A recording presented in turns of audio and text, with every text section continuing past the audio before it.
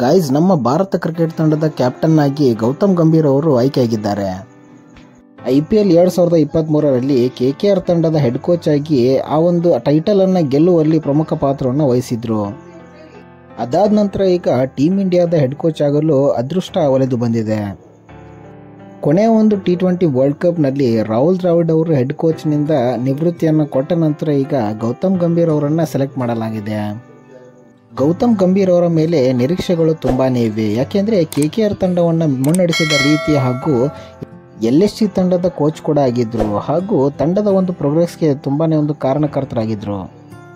ಅದಾದ ನಂತರ ಈಗ ಇಂಡಿಯನ್ ಟೀಮಿನ ಒಂದು ಹೆಡ್ ಕೋಚ್ ಆಗುವ ಅದೃಷ್ಟ ಕೂಡಿ ಬಂದಿದೆ. ಹೀಗಾಗಿ ಇವರ ಒಂದು ರೆಸ್ಪಾನ್ಸಿಬಿಲಿಟೀಸ್ ತುಂಬಾನೇ ಇದೆ ಅಂತಲೇ ಹೇಳ್ಬೋದು. ಯಾಕೆಂತಂದರೆ ಟೀಮ್ ಇಂಡಿಯಾದ ಒಂದು ಸೆಲೆಕ್ಷನ್ನಿಂದ ಹಿಡಿದು ಟೀಮ್ ಇಂಡಿಯಾದ ಒಂದು ಸ್ಟ್ರಾಟಜಿಯನ್ನು ರೂಪಿಸುವಲ್ಲಿ ಇವ್ರದ್ದು ಒಂದು ಮೇನ್ ಪಾತ್ರ ಇರುತ್ತೆ ಅಂತಲೇ ಹೇಳ್ಬೋದು. ಖುದ್ದು ಗೌತಮ್ ಗಂಭೀರ್ ಅವರೇ ಇನ್ಸ್ಟಾಗ್ರಾಮ್ನಲ್ಲಿ ಪೋಸ್ಟ್ ಮಾಡುವ ಮೂಲಕ ತಾವು ಹೆಡ್ ಕೋಚ್ ಆಗಿರೋದ್ರ ಬಗ್ಗೆ ಸುದ್ದಿಯನ್ನು ಮಾಡಿದ್ದಾರೆ.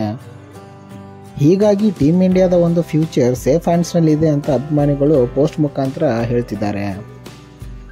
ಇದ್ರ ಬಗ್ಗೆ ನಿಮ್ಮ ಒಪಿನಿಯನ್ಸ್ ಏನಿದೆ ಅಂತ ನಮಗೆ ಕಾಮೆಂಟ್ ಮೂಲಕ ತಿಳಿಸಿ. ಹಾಗೂ ವಿಡಿಯೋ ಇಷ್ಟ ಆದರೆ ವಿಡಿಯೋನ ಲೈಕ್ ಮಾಡಿ, ಶೇರ್ ಮಾಡಿ ಹಾಗೂ ನಮ್ಮ ಚಾನಲ್ನ ಸಬ್ಸ್ಕ್ರೈಬ್ ಮಾಡಿ. Thank you so much.